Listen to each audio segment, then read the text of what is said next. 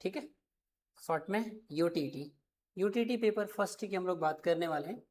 First of all हम एक बार discuss करते हैं कि एक बार सिलेबस में क्या क्या आता है, उसके बाद फिर आगे हम लोग हिंदी की चर्चा करेंगे। चलिए शुरू करते हैं। आपका यूटेट 2026 की हम लोग बात कर रहे हैं। ठीक है, पेपर फर्स्ट मतलब क्लास 1 to 5, 1 से 5 तक के लिए पेपर फर्स्ट है। उसमें आपका क्या क्या आता है, एक आता है CDP, चाइल्ड डेवलपमेंट पेडागोजी आपका है। 30 क्वेश्चन होते हैं, क्वेश्चन की संख्या भी 30 है, और जो मार्किंग होता है, नंबर होते हैं आपके, वो भी 30 होते हैं। यानी क्वेश्चन भी 30 और आपके जो है नंबर भी 30। सेकेंड आता है इसमें इंग्लिश, इसमें भी क्वेश्चन 30 होते हैं, नंबर भी 30 मिलते हैं। ठीक है, ऐसे हिंदी है, इसमें भी क्वेश्चन 30 होंगे, एक नंबर का एक क्वेश्चन होगा। सेम यहाँ पर ही मैथ्स में भी कितने होंगे, 30 क्वेश्चन 30 नंबर के, और EVS में भी कितने होंगे, 30 क्वेश्चन 30 नंबर के। ठीक है, तो इस प्रकार से जो हमारा पूरा ये पेपर फर्स्ट बनेगा, क्वेश्चन की संख्या हो जाएगी 150, 150। ठीक है, और जो नंबर आएंगे वो भी आपके 150। ठीक है, 150 क्वेश्चन 150 नंबर के। ठीक है, यानी एक क्वेश्चन एक नंबर का है। क्लियर हो गया ना? किसी प्रकार का कोई नेगेटिव मार्किंग नहीं है फिलहाल, अभी नो नेगेटिव मार्किंग है, नेगेटिव मार्किंग नहीं है। क्लियर? तो ईच सेक्शन के आपका 5 सेक्शन में डिवाइड है, प्रत्येक सेक्शन 30-30 नंबर का है। ठीक है, सबसे पहले CDP होता है, CDP के बाद इंग्लिश, इंग्लिश के बाद हिंदी, हिंदी के बाद मैथ्स, मैथ्स के बाद EVS।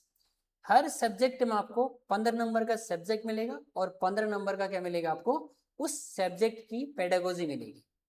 ठीक है, जैसे मान लो मैथ्स है तो मैथ्स की पेडागोजी होगी, हिंदी है तो हिंदी की पेडागोजी होगी। ठीक है, एक पेडागोजी अलग होगी अभी। क्लियर हुआ? समझ गया? तो आज हम लोग जो डिस्कस करने वाले हैं, खासकर हम लोग, मैं आपको अभी फिलहाल ये वाला सेक्शन पढ़ाऊंगा, हिंदी वाला सेक्शन। ठीक है, जिसमें क्वेश्चन भी 30 है और क्वेश्चन की मार्किंग भी कितना है आपका, 30 है। क्लियर? चलिए, तो एक बार हम हिंदी जो है आपका, इसके सिलेबस की बात करते हैं कि भाई हिंदी में जो सामान्यतया पूछा जाएगा वो क्या क्या पूछा जाएगा यहाँ से। ठीक है, एक तो पूछा जाएगा आपके सामान्य, मतलब हिंदी में जो सिलेबस इन लोगों ने मेंशन कर रखा है कि वहां से कहाँ कहाँ से सवाल आने की संभावनाएं रहती है। ठीक है, एक तो आएगा जैसे आपका भाषा और व्याकरण, भाषा व व्याकरण, एक टॉपिक तो आपका रखना है कि भाषा और उसका व्याकरण को रखना है। ठीक है, उसके अलावा जो इंपॉर्टेंट है, ये संधि हो गया, संधि इंपॉर्टेंट है, समास हो गया, ये दो इंपॉर्टेंट है। कभी कभी सवाल पैराग्राफ में आते हैं, उस पैराग्राफ में पूछ लेगा इसमें कौन सी संधि है, ठीक है, इसमें कौन सा समास है, इस तरीके से भी आता है। उसके अलावा दूसरा ये हो जाएगा, तीसरा हो जाएगा पर्यायवाची, पर्यायवाची शब्द। ठीक है, उसके अलावा और लिख सकते हो विलोम शब्द। ठीक है, उसके अलावा शब्द समूह के लिए एक शब्द,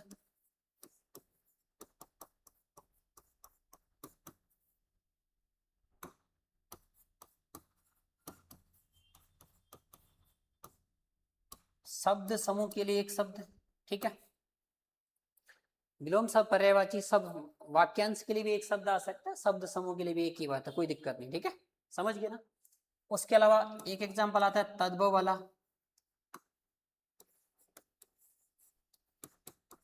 तद्भव। ठीक है, तत्सम, ये दो बहुत पूछते हैं, इसमें तद्भव बताइए, इस वर्ड का तत्सम बताइए। ठीक है, उसके अलावा और उपसर्ग, उपसर्ग के अलावा प्रत्यय, उपसर्ग को ले भी सवाल पूछते हैं, इसमें कौन सा उपसर्ग है, इसमें कौन सा प्रत्यय है। ठीक है, उसके अलावा मुहावरे, लोकोक्तियां। ठीक है,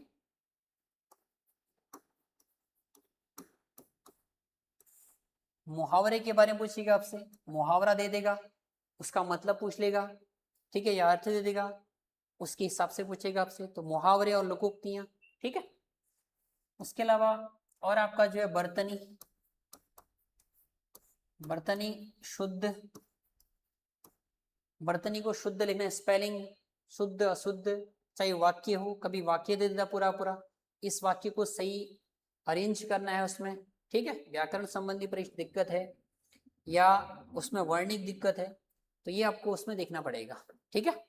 उसके अलावा और समझ सकते हो, जैसे रस है, ठीक है, छंद है, अलंकार हो गया,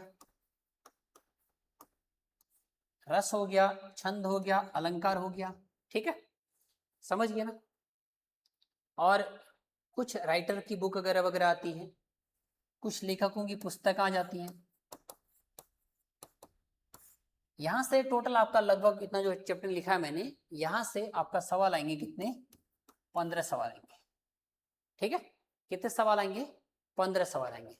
और उसके बाद आएगा आपका भाषा विकास की जो शिक्षण पद्धति होती है, वहां से भी आपके 15 सवाल आपको देखने को मिलेगा, ठीक है। तो एक बार मैंने आपको क्या क्या बोला उसको समझ लो एक बार। मैंने आपको बोला सबसे पहले टॉपिक है भाषा और व्याकरण की बात करेंगे, संधि और समास को देखेंगे कि भाई कौन सी संधि है, कौन सा समास है, ठीक है ना। एक तो ये वाला पॉइंट संधि हो गया, समास, पर्यायवाची शब्द, विलोम शब्द, ठीक है, सब समूह के लिए एक शब्द, तद्भव शब्द कौन से होते हैं, तत्सम कौन से होते हैं, उपसर्ग किसे कहते हैं, प्रत्यय किसे कहते हैं, मुहावरे हैं, लोकोक्तियां हैं, वर्तनी है, शुद्ध अशुद्ध हो गया, रस, छंद, अलंकार और पुस्तक है। ये व्याकरण लिखा है तो इसमें सब आ गया, संज्ञा, सर्वनाम, क्रिया, विशेषण, ये सब कुछ आ गया इसमें। क्योंकि यहाँ से सवाल कभी कभी सेंटेंस जो आपका गलत होगा ना, जो मान लो आपका सेंटेंस ही गलत हो जाएगा, जो वाक्य शुद्धि, जैसे मैंने लिखा ना वर्तनी शुद्ध अशुद्ध होता है, वर्तनी को भी चेक करना होता है, वाक्य को भी शुद्ध अशुद्ध करना होता है, ठीक है। तो ये पूरा का पूरा सिलेबस है आपका, समझ गए ना। इस पूरे को हम डिस्कस करने का प्रयास करेंगे, लगभग वो जितने सवाल आएंगे हम उनको सब तक पहुंचने का प्रयास करेंगे, ठीक है। क्लियर हो गया ना, समझ में आई बात को। तो आज अगर हम टॉपिक डालना चाहें अपना, तो भाषा और व्याकरण, किसकी बात करेंगे हम, भाषा एवं व्याकरण, ठीक है। भाषा और व्याकरण की बात करेंगे, ठीक है। तो भाषा किसे कहते हैं, सिंपल भाषा, भाषा किसे कहते हैं, भाषा का मतलब हो जाएगा कि जैसे मैं बोल रहा हूं ना, ये भी कोई ना कोई भाषा ही है। तो क्या हो जाएगा, भाषा संप्रेषण का माध्यम है। भाषा क्या है, संप्रेषण का माध्यम है, जिसके द्वारा हम अपने विचारों, ठीक है, भावों या भावनाओं को क्या कहते हैं, एक व्यक्ति से दूसरे व्यक्ति तक पहुंचाने का काम करते हैं।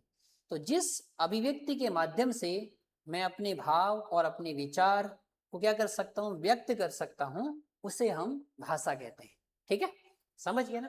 तो भाषा का अगर हम सिंपल परिभाषा बनाएं तो हम बनाएंगे भावों प्लस जो विचार है, भावों प्लस विचारों का आदान प्रदान, इनका आदान और प्रदान, आदान प्रदान क्या हो जाएगा, भाषा हो जाएगी, ठीक है। तो भाषा की एक सिंपल परिभाषा क्या बनी, भावों और विचारों के आदान प्रदान को हम भाषा कहते हैं। अब ये भाषा कितने प्रकार की हो सकती है, देखो भाषा, ठीक है, या तो लिखित हो सकती है, ठीक है ना, या उसके अलावा कैसे हो सकती है, मौखिक भी हो सकती है, ठीक है, या सांकेतिक भी हो सकती है। या तो भाषा लिखित रूप में होगी, ठीक है, जैसे हम लिख रहे हैं बोर्ड में, या भाषा मौखिक रूप से होगी जैसे हम बोल रहे हैं, ठीक है, या भाषा, देखो मैं हाथ भी इधर उधर कर रहा हूं, तो ये सब क्या है, संकेत है। हम जहां पर बोलकर या लिखकर, ठीक है, जहां हम बोलकर और लिखकर अभिव्यक्त नहीं करते हैं, बल्कि वहां पर हम प्रतीकात्मक चिन्हों का प्रयोग करते हैं, ठीक है, जैसे मैं हाथ हिला रहा हूं इस तरीके से, तो ये भी अपने आप में क्या है, एक सांकेतिक भाषा है। तो भाषा का लिखित रूप, भाषा का मौखिक रूप और भाषा का सांकेतिक रूप। क्लियर हुआ, समझ मारी बात को ना, समझ गए। अब जो ये भाषा होती है, जैसे मैंने बोला लिखित भाषा है, तो लिखित भाषा में कुछ अक्षर होंगे, लिखित भाषा में क्या होंगे, कोई ना कोई अक्षर होंगे, कोई ना कोई वर्ण होगा। समझ मारी बात को ना, कोई ना कोई क्या होगा आपका, वर्ण होगा।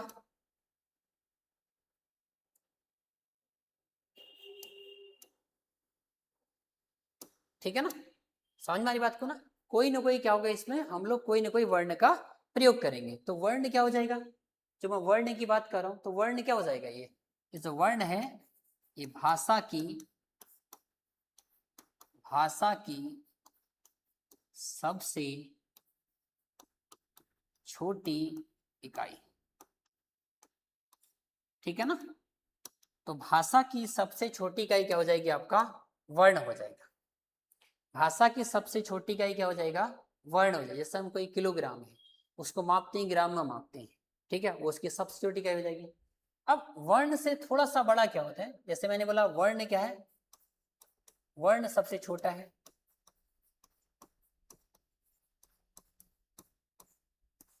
अब ऐसे ही वर्णों के मेल से क्या बनेगा, वर्ण मतलब जो स्वतंत्र होते हैं, जैसे क, अ, ख, ग, ये सब क्या वर्ण है। ठीक है, क्लियर हो गया ना। अब वर्णों के मेल से क्या बनता है, शब्द बनते हैं भाई।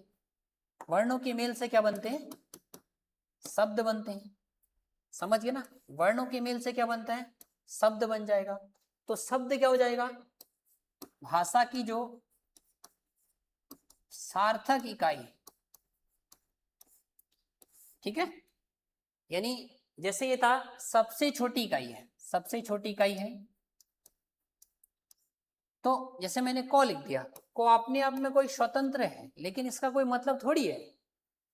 तो शब्द किसे बोलेंगे, जिसका कोई ना कोई क्या होगा, अर्थ होगा कोई। ठीक है, तो क्या हो जाएगा, सार्थक बोलेंगे। ठीक है, जैसे मान लो एक क है, एक मैंने ऐसे म लिख दिया, एक मैंने ऐसे ल लिख दिया, ये अपने आप में क्या है, सभी सभी स्वतंत्र हैं। यानी क भी स्वतंत्र है, म भी स्वतंत्र है, ल भी स्वतंत्र है। जब इन तीनों को हम संयुक्त रूप से मिला देंगे तो ये क्या बन जाएगा, आपका कमल बन जाएगा। और कमल एक सार्थक, कमल एक क्या है, सार्थक शब्द है। कमल क्या एक सार्थक शब्द है, जिसका कोई ना कोई अर्थ होता होगा। समझ मारी बात को ना, क्लियर हो गया। तो वर्ण की एक सबसे छोटी इकाई क्या हो जाएगा, वर्ण हो जाएगा। यानी भाषा की सबसे छोटी इकाई वर्ण। अगर मैं आपसे बोलूंगी भाषा की सबसे छोटी सार्थक इकाई क्या होगा, तो सार्थक इकाई क्या हो जाएगा, शब्द हो जाएगा। ठीक है, समझ गए ना, क्लियर हो गया। अब एक आता है शब्द से बड़ा आता है पद आता है फिर। ठीक है ना, पद बंद आता है फिर। पद बंद के बाद क्या बनते हैं, आपके वाक्य बनते हैं। क्या बनते हैं, वाक्य। क्या बनते हैं, वाक्य कहने का मतलब है। तो वाक्यों को, वाक्य में क्या होगा, हम जो शब्द हैं उन शब्दों को जब हम व्यवस्थित रूप से रखेंगे, यानी शब्दों के व्यवस्थित रूप को क्या कहेंगे, शब्दों के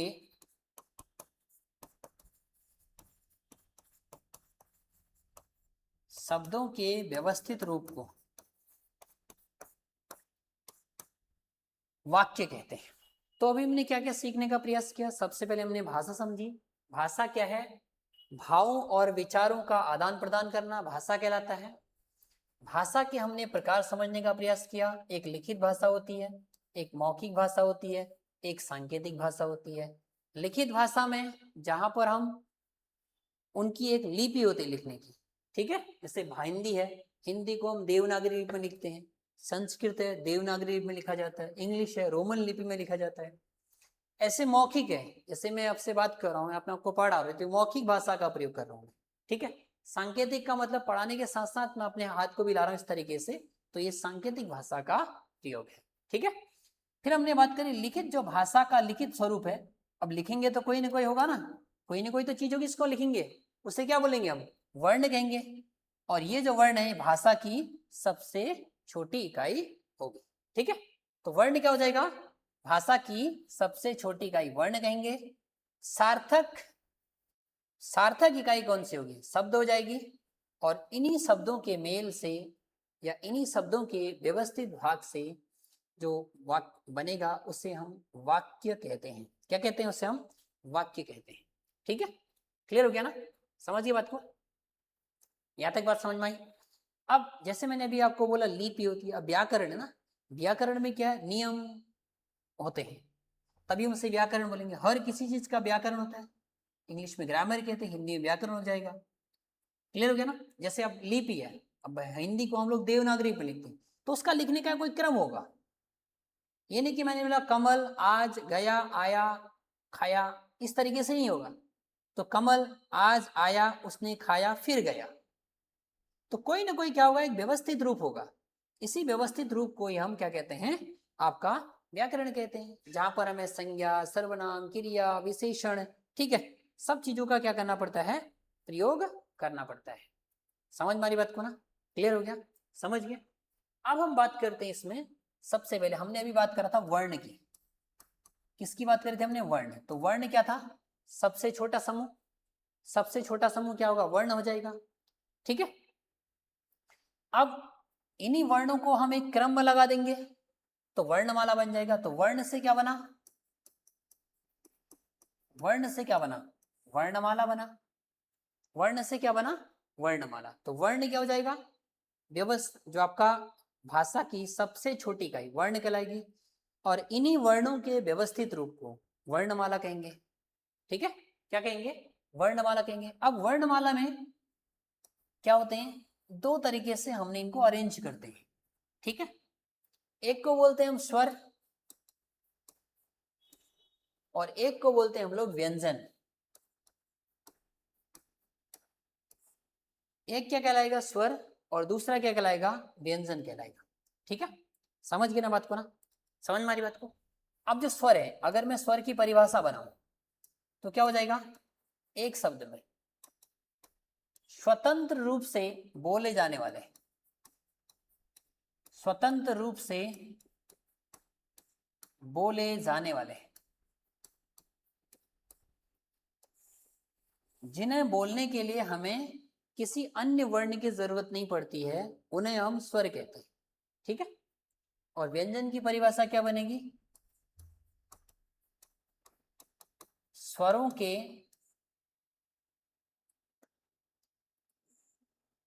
स्वरों के सहयोग से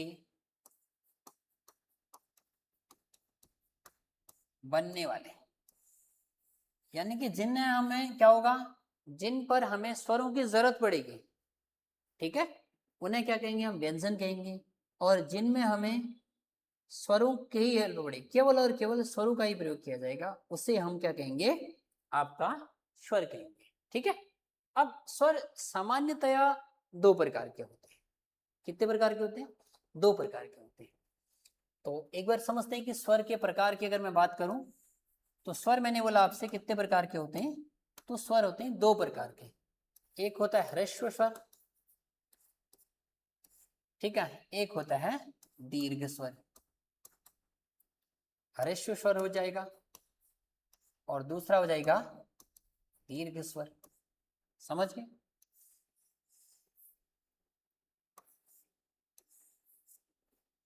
अब ह्रस्व का मतलब होता है छोटा, सामान्य भाषा में इसका मतलब होता है छोटा।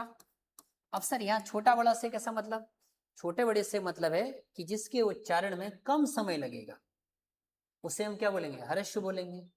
और जिसके उच्चारण में थोड़ा ज्यादा समय लगेगा उसे हम क्या बोलेंगे? दीर्घ बोल देंगे। सिंपल सी बात है। ठीक है, क्लियर हो गया ना? तो ह्रस्व स्वर कितने होते हैं? एक होता है अ, एक होता है ई, एक होता है उ। ये सब क्या होते हैं? आपके ह्रस्व स्वर होते हैं। ठीक है, मतलब इनको बोलने में हमें क्या होता है? कम हवा की जरूरत पड़ती है। इन्हीं स्वरों को हम मूल स्वर भी कह सकते हो। ये मूल स्वर भी है, ध्यान रखना। क्या है? मूल स्वर भी है ये। ठीक है, अब दीर्घ स्वर की बात करेंगे तो जैसे आ, ठीक है, बड़ी ई, उ, ए, ऐ, ओ और औ। अच्छा, उच्चारण की दृष्टि से अभी ये 10 ही होते हैं, ध्यान रखना। ये स्वरों की अगर हम संख्या की बात करें, तो स्वरों की संख्या की बात करें तो संख्या में भले ही स्वर कितने होते हैं, 13 होते हैं, लेकिन अगर मैं उच्चारण की बात करूं तो उच्चारण स्थान के आधार पर 10 ही होते हैं। 2, 4, 6, 8 और 10। समझ में आ रही बात को ना? क्लियर हो गया ना? इसको समझिए। ह्रस्व स्वर किसे बोलेंगे? ये एक मात्रा वाले हैं। दीर्घ स्वर किसे बोलेंगे? जो द्विमात्रिक होंगे, जिनमें 2 मात्राएं होती हैं, उसे हम द्विमात्रिक भी कहते हैं। क्या बोलते हैं? द्विमात्रिक भी कहते हैं। ठीक है, क्लियर हो गया ना? अब इन्हीं स्वरों को हम और भी बांट सकते हैं। स्वरों का जो विभाजन है, स्वरों का विभाजन दूसरे तरीके से भी कर सकते हैं। जैसे एक सजातीय स्वर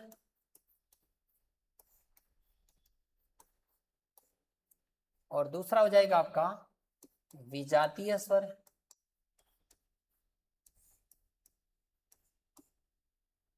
ठीक है, अगर मैं इनको 2 तरीके से बांटने का प्रयास करूं तो एक हो जाएगा सजातीय स्वर और एक हो जाएगा विजातीय स्वर। सजातीय स्वर का मतलब है जिनका निर्माण समान जाति के वर्णों से हुआ है, और विजाति का मतलब हो गया जिनका निर्माण अलग अलग वर्णों के मेल से हुआ है। तो विजातीय स्वर को हम एक तरीके से संयुक्त स्वर भी कह सकते हैं।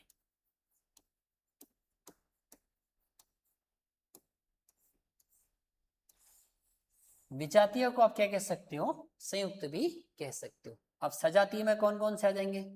जैसे अ है, आ है, ई है, बड़ी है, ऊ है और बड़ा ऊ। ये सब क्या है? सजातीय है। ठीक है, अब विजातीय कौन सा हो जाएगा? ई, ऐ, ओ और औ। ठीक है, ये विजातीय है। ये सजातीय स्वरों का निर्माण कैसे हुआ, इनका निर्माण कैसे हुआ? जैसे अ प्लस अ, तो किसका निर्माण हो गया? आ। ऐसे ई प्लस ई, ई का निर्माण हो गया। ऊ प्लस ऊ, बड़ा ऊ का निर्माण हो गया। ठीक है, आगे चलकर यही आपका किसका एग्जाम्पल होगा? दीर्घ संधि का। किसके एग्जाम्पल होंगे सभी? दीर्घ संधि के। तो जब हम संधि पढ़ेंगे, अगर वहां मैं आपसे बोलूं कि सजातीय वर्णों के मेल से जो बने हैं उन्हें हम क्या कहते हैं, तो उनके मेल से बनने वाली संधि क्या कहलाएगी? दीर्घ संधि कहलाएगी। क्लियर हो गया? समझ में? चलिए अब बात करते हैं इसकी। जो विजातीय स्वर है ये कैसे बने? अ प्लस ई। अभी तक क्या था? अ प्लस अ समान जाति थी। अब अ प्लस ई, तो अ प्लस ई के मेल से क्या बनेगा? ए बनेगा। ठीक है, ऐसे ही अ प्लस ऊ के मेल से क्या बनेगा? ओ बनेगा। ठीक है, तो ये दोनों किसके एग्जाम्पल होगी? सर गुण संधि के होगी। किसके एग्जाम्पल हो गए दोनों के दोनों? ये आपके एग्जाम्पल हो गए गुण संधि के। ठीक है, ऐसे ही। ठीक है, तो अ प्लस ई से क्या बनेगा? आपका ए बन जाएगा। ठीक है, अ प्लस ऊ से क्या बनेगा? आपका ओ बन जाएगा। तो जब भी आपका गुण संधि होगा वहां पर ये दो ही चीजें बनेंगी, आपको ध्यान रखना है। इनसे किसका निर्माण होगा? आपका गुण संधि का निर्माण होता है। ठीक है, क्लियर हो गया? अब क्या होगा? अगर अ प्लस में ये वाला ए ले लूं तो ऐ का निर्माण हो जाएगा। समझ में आ रही बात को ना? ऐसे ही अगर मैं अ के साथ ओ को ले लूं तो औ का निर्माण हो जाएगा। और ये दोनों किसके एग्जाम्पल हैं? ये दोनों आपके वृद्धि संधि के उदाहरण हैं। समझ में आ रही बात को ना? क्लियर हो गया? यहां तक बात समझ रहे? तो मैंने क्या बोला, जो सजातीय स्वर है जिनकी जाति समान है और विजातीय स्वर है जिनकी जाति समान नहीं है, इन्हें हम संयुक्त स्वर भी कहते हैं। संयुक्त स्वर क्यों बोलते हैं अभी आप समझ लेना। तो इनका निर्माण की अगर बात करें भाई, आ प्लस प्लस औ से क्या बना सर, आ बन गया। ऐसे ई प्लस ई से क्या बना, बड़ी बन गया। ऐसे ऊ से ऊपर क्या बना, बड़ा ऊ बन गया। तो ये किसके एग्जाम्पल है, ये दीर्घ संधि के उदाहरण है। किसके उदाहरण है, दीर्घ संधि के उदाहरण है। ठीक है, क्लियर हो गया ना? अब ऐसे ही, अब ये जो थे ये विजातीय स्वर है। अब इनका निर्माण कैसे हुआ, ओ प्लस ई, यानी कि जो अ है और ये ई है, इन दोनों के मिलने से क्या बना, आई बन गया। ठीक है, ऐसे ही अ प्लस, एक बार हमने इसको मिला लिया, अब हम इसको मिला के देख रहे हैं, तो अ प्लस ऊ से क्या बनेगा आपका, वो बन जाएगा। तो ये दोनों किसके एग्जाम्पल हो जाएंगे, गुण संधि के एग्जाम्पल हो जाएंगे। मैं आपको एक ही साथ आगे भी चीज समझा दे रहा हूं। ठीक है, उसके बाद क्या है, ओ प्लस, देखो ए बन गया। तो अगर मैं ओ और ए को मिलाऊं, क्योंकि बाकी कुछ बचा नहीं ना, ओ का ओ के साथ मिलान हो गया, ओ का ई के साथ मिलान हो गया, ओ का ऊ के साथ मिलान हो गया। अब ओ का ए के साथ मिलान करेंगे तो बनेगा आपका अई बनेगा।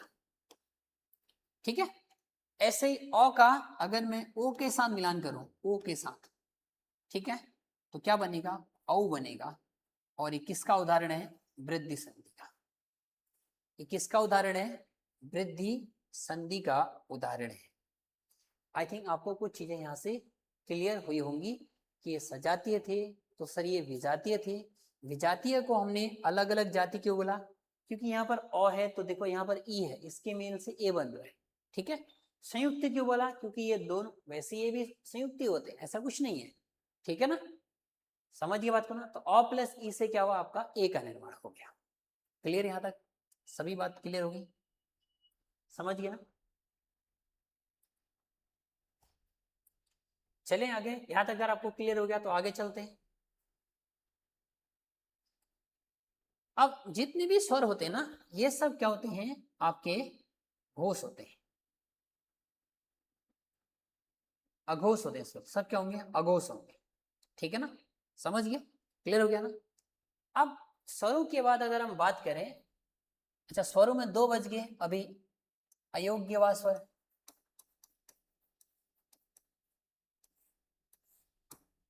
एक आपका अंग और एक आपका अह। ये दोनों अयोग्य हैं, ना तो ये स्वर की तरफ बोले जाते हैं और ना ही ये व्यंजन की तरफ बोले जाते हैं, इसलिए इनकी अलग कैटेगरी बना दी, जिसका नाम रख दिया अयोग्य वाह। क्या नाम रख दिया, अयोग्य वाह रख दिया इनका नाम। ठीक है, क्लियर हो गया ना? तो चलिए अब बात करते हैं दूसरा। दूसरा आपका है व्यंजन। ठीक है, दूसरा क्या हो जाएगा, व्यंजन हो जाएगा। अब व्यंजन की अगर परिभाषा बनाए तो स्वरों के सहयोग से, स्वरों के सहयोग से बोले जाने वाले वर्ण, वर्ण व्यंजन कहलाते हैं। ठीक है ना, क्या कहलाते हैं, व्यंजन कहलाते हैं। क्लियर हो गया सभी को यहाँ तक? ध्यान रखना, स्वरों के सहयोग से। तो व्यंजन की संख्या वैसे कुल कितनी मानी गई है, इनकी संख्या 33 मानी गई है। कितनी मानी गई है, 33 इनकी संख्या मानी गई है। ठीक है, समझ गए? अब व्यंजन को भी हम अलग अलग तरीके से पढ़ सकते हैं। ठीक है, व्यंजन को भी हम अलग अलग तरीके से पढ़ सकते हैं। जैसे पहला आता है स्पर्शी व्यंजन।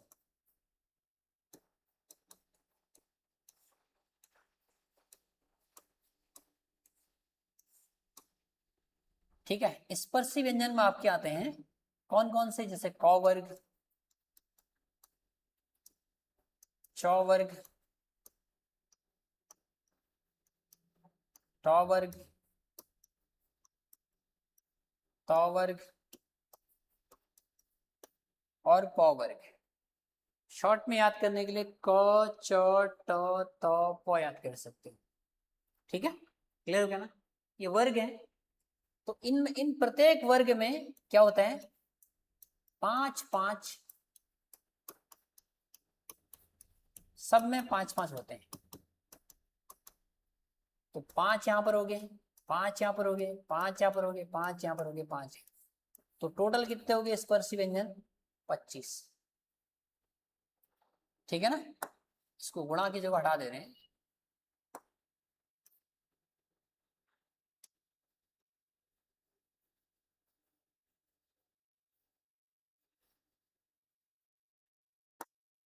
इनका टोटल नंबर कितना होता है?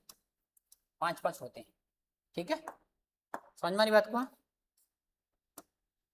यहां तक बात समझ गए? तो स्पर्शी व्यंजन की संख्या कितनी हुई? स्पर्शी व्यंजन की संख्या होगी आपके 25। तो लिख सकते हो इनकी संख्या कितनी होगी? इनकी संख्या होगी 25। ठीक है, समझ गए? अभी इसको समझेंगे, समझते यहीं पर ले लें। क के बाद क्या आएगा इसमें? एक तो क आएगा, क के बाद ख, ख के बाद ग, ग के बाद मैया। ठीक है, इसमें क्या आएगा? चौ, छ, जौ, झ, या। ऐसे ही क्या आएगा? ट, ठ, ड, ढ, ड़। ठीक है, इसमें क्या आएगा? त, थ, द, इसके बाद आएगा आपका ध, न। ठीक है, प, फ, ब, भ और भ। ये जो लास्ट के हैं इन्हीं को हम क्या बोलते हैं? पंचमाक्षर। क्या बोलते हैं ना? पंचमाक्षर बोलते हैं, यानी पांचवे वर्ड। इनको अनुनासिक भी कहते हैं। क्या बोलते हैं? अनुनासिक भी कहते हैं। ठीक है, समझ में आई बात को ना? क्या बोलेंगे? अनुनासिक बोलेंगे। तो चलिए स्पर्शी व्यंजन हो गए आपके। ठीक है, अब जो क वर्ग है, अगर हम इनके उच्चारण की बात करें, उच्चारण स्थान की बात करें, अगर मैं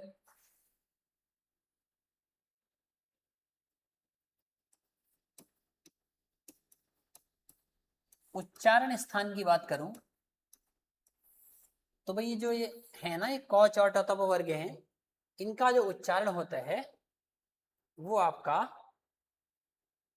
ठीक है, तो क वर्ग का जो उच्चारण है, क वर्ग ये वाला, इसका है कंठ। कंठ माने होता है गला। आप क बोल के देखो ना, क, तो आवाज सीधे गले से आएगी। क, ख, ग, घ, ऐसा लगे आवाज सीधे गले से आ रही है, तो इनको क्या बोलेंगे हम लोग? कंठ व्यंजन कहते हैं। ठीक है, समझिए बात को ना? दूसरा, इसके बाद आ जाएगा आपका ये वाला, इसे बोलते हैं तालव्य। तालव्य, तालू लगाएगा, तालू। आप जैसे चौ बोलो, चौ, तो चौ बोलेंगे तो दांत और जीभ टकराएगी, ऊपर वाला मुछड़ा है वहां पर टकराएगा। च, छ, ज, झ, ज, य। ठीक है, समझ गए ना? इसके बाद तीसरा वाला आएगा आपका ये वाला, ट वर्ग वाला।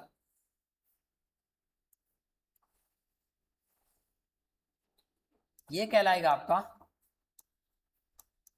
मूर्धन्य। ठीक है, जैसे आपके दांत हैं, दांत के बगल का जो मुछड़ा उसे तालव्य कहते हैं, उसके ऊपर जो ये वाला हिस्सा है इसे आपका मूर्धन्य कहते हैं। ट बोलो, ट, आपकी जीभ फोल्ड होके ऊपर लग जाएगी। ट, ठ, ड, ध, ड़, सब। ठीक है, समझ गए ना? इसके बाद क्या आएगा आपका? अगला आ जाएगा ये वाला जो ग्रुप है, इस ग्रुप को बोलते हैं दंत। और जो लास्ट वाला ग्रुप है ये आपका है ओष्ठ वाला। ओष्ठ का मतलब होता है होठ। ठीक है, ओष्ठ का मतलब क्या होता है? होठ हो जाता है। ठीक है, मतलब इनके वर्ग बनाए गए, इनको अलग अलग वर्गों में रखा गया इनको। यहां तक क्लियर हो सभी को? आगे चलते, नहीं तो अदरवाइज।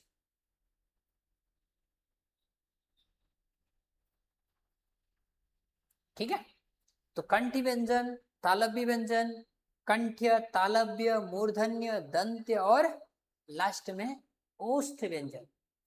तो पूछता है भाई, जैसे ओष्ठ का मतलब होता है होठ, दंत का मतलब हो गया दांत, मूर्धन्य का मतलब मैंने आपको बोला ये वाला मूर्धा। ठीक है, एक आएगा गले से सीधा, एक आएगा आपका दांत से टकराएंगे, एक आपके दांत से बाहर होते हैं, होंठ होते हैं सुंदर सुंदर से होंठ, होंठ से टकराएगा, तो होंठ, होंठ से टकराएगा ओष्ठ कहलाएगा, दंत से लगा गया तो दांत से दंत कहलाएगा, मूर्धा से तो मूर्धन्य कहलाएगा, तालु से तो सॉरी तालव्य से,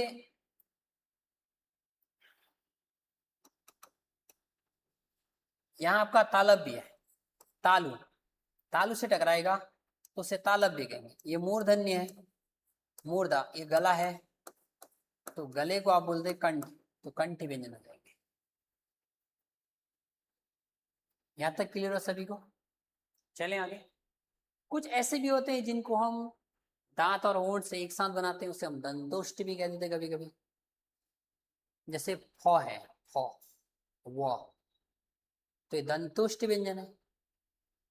ठीक है, समझ मारी बात को ना? तो ये वाला क्लियर हुआ, स्पर्शी व्यंजन हुआ क्लियर।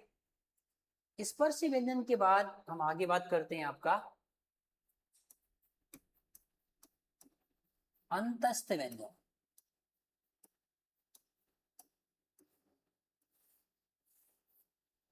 ठीक है, अंतस्थ व्यंजन यानी ये जो व्यंजन है ये स्वरों की भांति प्रयोग होते हैं, इसलिए इनको अंतस्थ व्यंजन ही कहते हैं। ठीक है, तो इसमें जाएगा य, र, ल और प। तो 4 आपके ये वाले हो गए, 25 आपके स्पर्शी वाले थे। ठीक है, समझ गए ना? इसके बाद आएगा आपका ऊष्म व्यंजन।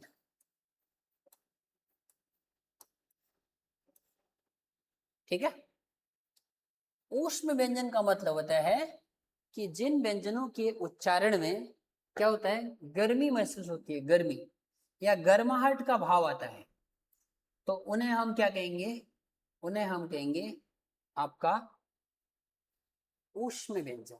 तो एक हो जाएगा आपका श, श और स और ह। इस प्रकार जो व्यंजन है उनकी संख्या हो गई आपका, कितने हो गए बताओ? 25, 4 29 और 4 33। ठीक है, उसके अलावा उत्क्षिप्त भी होते हैं।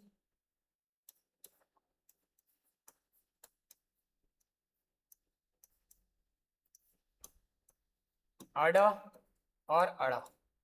ठीक है, उसके अलावा संयुक्त व्यंजन भी होते हैं,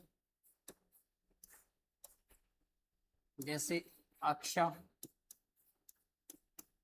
त्र, ज्ञ और श्र। ठीक है, समझ गए?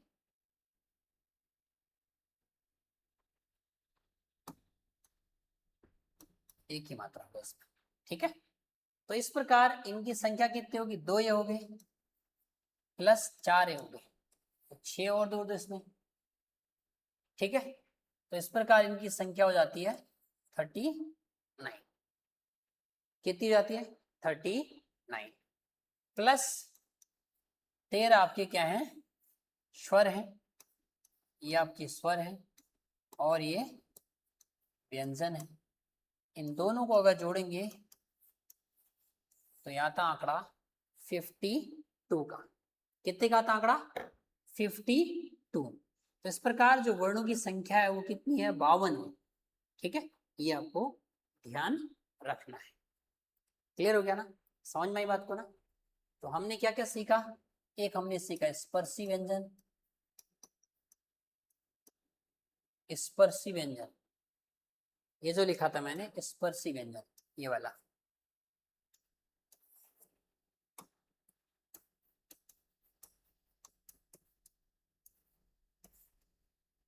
स्पर्शी व्यंजन, ठीक है।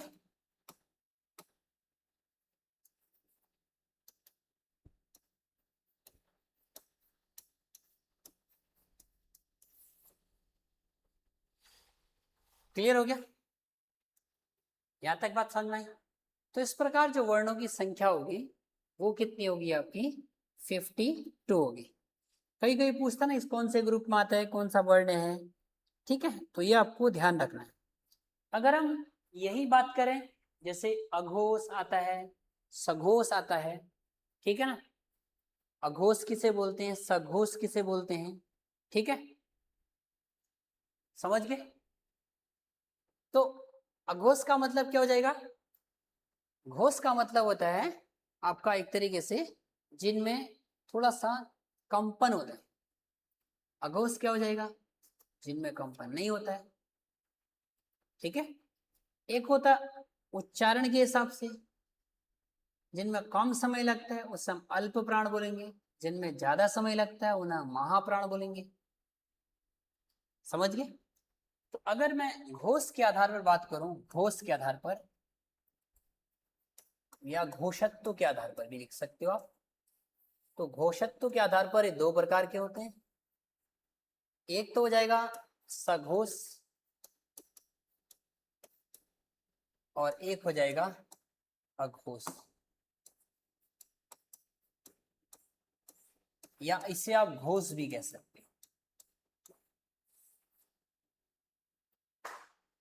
घोषत्व का मतलब हो गया जब हम उच्चारण करेंगे तब क्या होगा आपका, तब कंपन होगा, ठीक है। तो सघोष का मतलब हो गया जिनमें कंपन होगा, अघोष का मतलब है जिनमें कंपन नहीं होगा। तो अघोष कौन कौन से हो जाएंगे, जो मैंने अभी आपको वर्ग लिखा है, क वर्ग, च वर्ग, ट वर्ग, त वर्ग, प वर्ग, इनमें जो नंबर 1 में है और नंबर 2 में है, जैसे यहां से क तो ख, च तो छ, ट ठ, त थ, प और फ, ये सब क्या है आपके अघोष हैं। क्या है, ये सब आपके अघोष हैं, ठीक है। सघोष की बात करेंगे तो क वर्ग, च वर्ग, ट वर्ग, प वर्ग, इनका कौन सा 3, 4 और 5 नंबर का। जैसे क वर्ग की अगर बात करें तो क्या जाएगा, ग, घ, अंग। अगर मैं च वर्ग की बात करूं, ठीक है, तो ज, झ, य। अगर मैं ट वर्ग की बात करूं तो ट वर्ग में जाए ड, ढ, ड हो जाएगा। ऐसे में त वर्ग की बात करूं, ठीक है, द, ध और न। ऐसे प वर्ग की बात करूं तो क्या जाएगा प में, एक तो प, ठीक है, एक आ जाएगा आपको ब, भ और भ।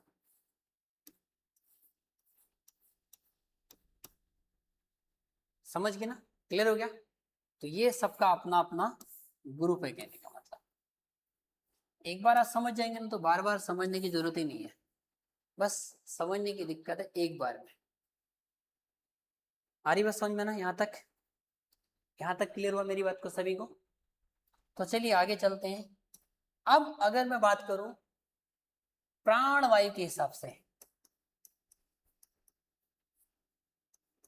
प्राणवायु का मतलब है कि भाई किसी शब्द को बोलने में हमें ज्यादा ताकत लगती है और किसी को बोलने में हमें कम ताकत लगती है, ठीक है। तो ये भी दो प्रकार के हो जाएंगे, एक आपका आ जाएगा अल्प प्राण और एक हो जाएगा महाप्राण, ठीक है। अल्प प्राण और महाप्राण हो जाएगा। तो अल्प प्राण का मतलब हो जिनके उच्चारण में क्या हो, प्राण वायु कम लगे, यानी जिनमें क्या लगे, कम वायु खर्च हो, सिंपल भाषा में। और जिनमें क्या हो, ज्यादा वायु खर्च हो।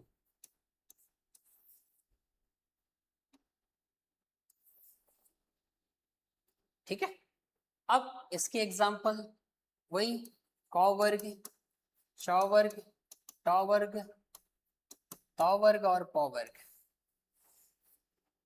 इन वर्गों में जो आपका 1 नंबर पर है, जो 3 नंबर पर है, जो 5 नंबर पर है, 1 3 5, एक को छोड़ के एक, जैसे क आ जाएगा इसमें, ग आ जाएगा इसमें, अंगो आ जाएगा। चौ वाले में क्या है, चौ आ जाएगा इसमें, जो आ जाएगा इसमें, यूं आ जाएगा। अगर मैं ट वर्ग की बात करूँ, ट आ जाएगा, ड आ जाएगा, ड़ आ जाएगा। ठीक है, समझ में आ रही बात को ना। उसके बाद अगर हम और बात करें किसकी, त वर्ग की बात करें,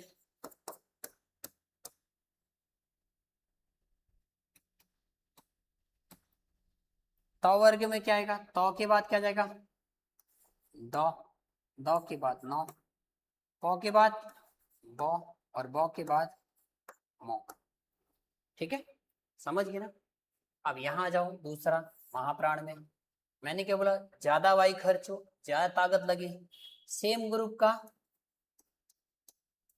2 और 4 नंबर का, कौन कौन सा, 2 और 4 नंबर का। जो बच गया इसमें, क्या बचा इसमें, सर ख बचा और एक घ बचा है।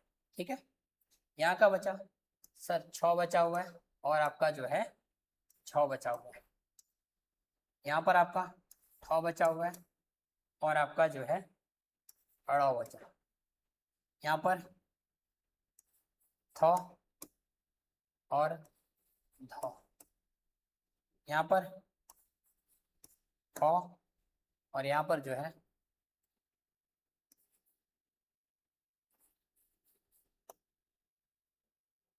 भाव हो जाएगा। ठीक है, समझ गए। तो ये हो जाएंगे आपके महाप्राण, ये हो जाएंगे आपके अल्प प्राण। हिंदी में भी जो होते हैं, हिंदी वाले सब अल्प प्राण होते हैं। ठीक है, क्योंकि कम समय लगता है। आ रही बात समझ में।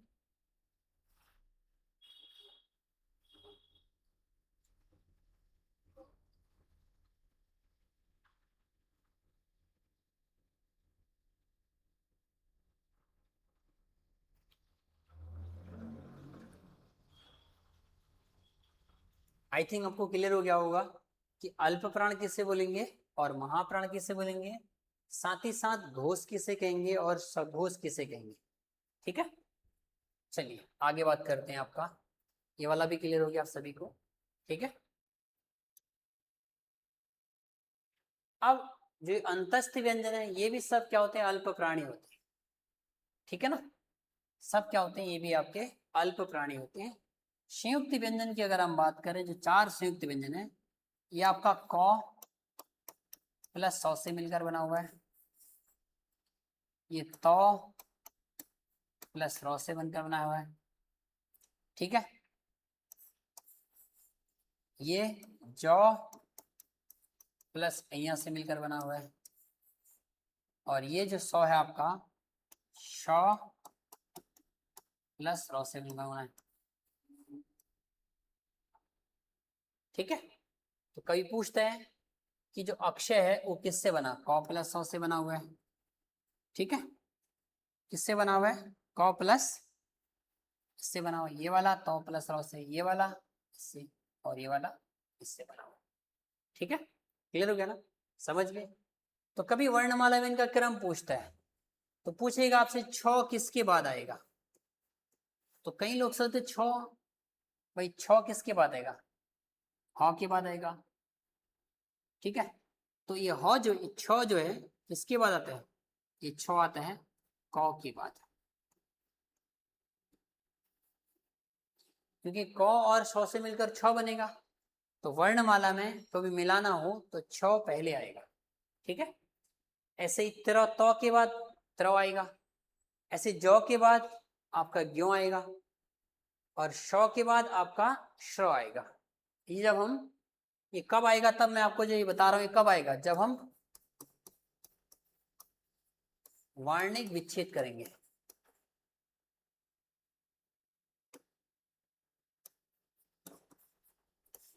जब हम क्या करेंगे, वार्णिक या वर्णिक लिख सकते हैं, उसे वर्णिक विच्छेद होगा।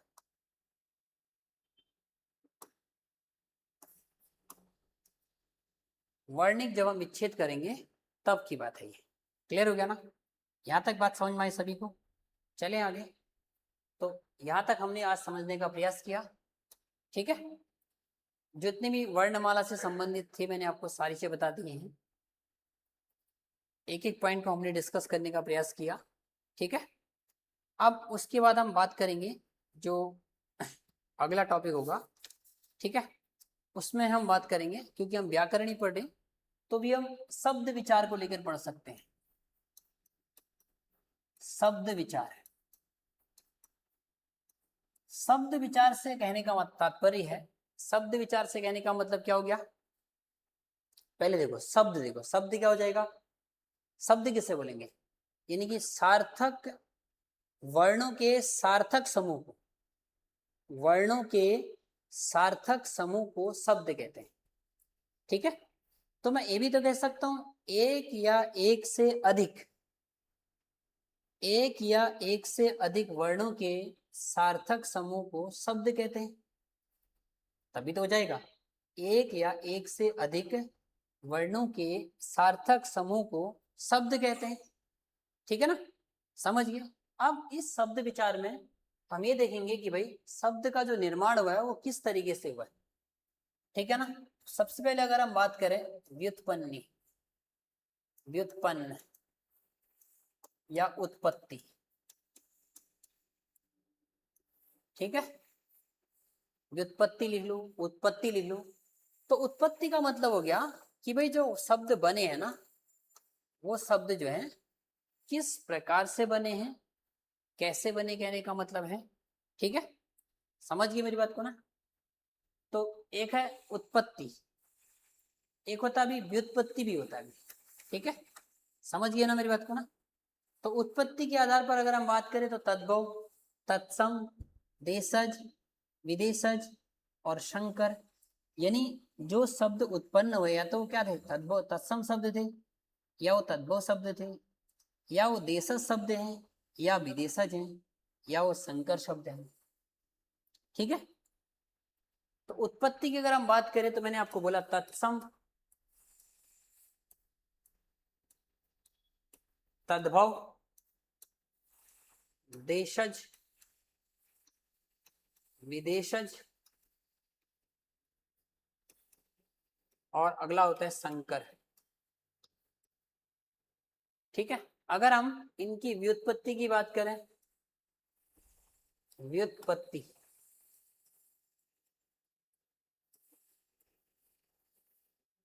तो फिर ये तीन प्रकार से हो जाएंगे। व्युत्पत्ति को आप रचना भी कह सकते हो, इसको आप क्या कह सकते हो, रचना। कुछ लोग इसे बनावट भी कह देते हैं, तो उससे कोई फर्क नहीं पड़ता। आप जो भी ये शब्द बने हैं ना, ये किस तरीके से बने, या तो ये शब्द रूढ़ होंगे, या ये शब्द क्या हो सकते हैं, यौगिक हो सकते हैं, या ये योगरूढ़ हो सकते हैं।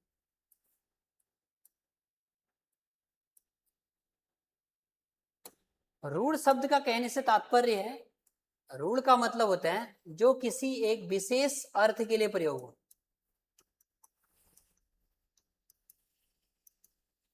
एक विशेष अर्थ के लिए क्या हो, प्रयोग हो, उसे हम रूढ़ कहेंगे, ठीक है ना। यौगिक का मतलब क्या होता है, जो दो या दो से अधिक,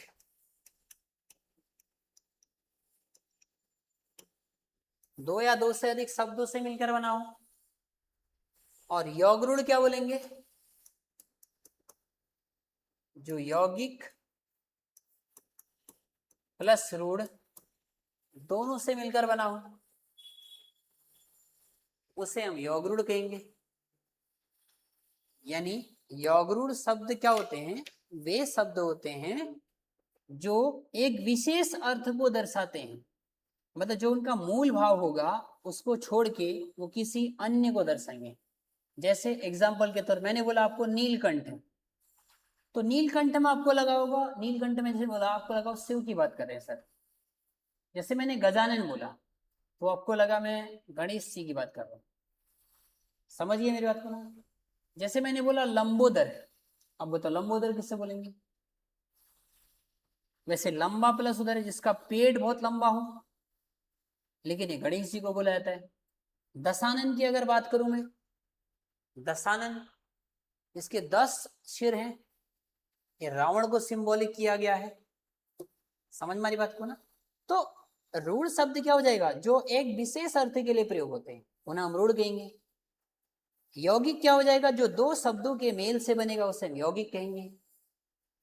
और योग रूढ़ क्या हो जाएगा? जो यौगिक प्लस रूढ़ दोनों से मिलकर बनेगा उसे हम योग रूढ़ कहेंगे। क्या कहेंगे?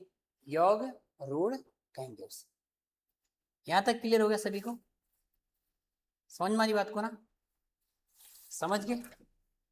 तो जैसे रूढ़ शब्द, मान लो एक रूढ़ शब्द का एग्जाम्पल समझते हैं। रूढ़ का मतलब जैसे मैंने बोला, मान लो एक पगड़ी है, मान इसका उदाहरण समझते हैं। मैंने बोला पगड़ी, पगड़ी का मतलब सर में बांधने वाला, ठीक है ना।